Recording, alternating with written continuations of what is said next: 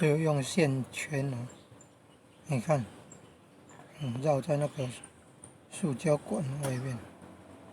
那里左右两片那个塑胶片的是用光碟片的大小下去画的，中间的比较大，它穿过管子，然后那个线圈绕的比较多，它直接绕在那个管子上面，线圈直接绕在塑胶管上面，左右是用塑胶片挡着。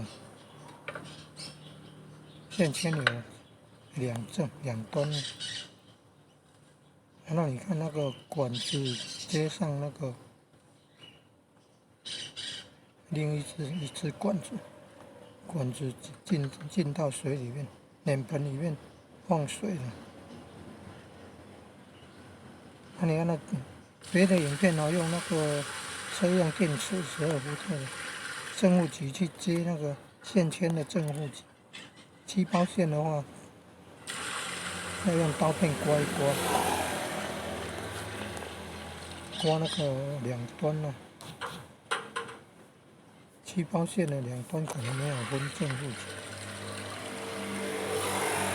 你看那个脸盆要装那么多水，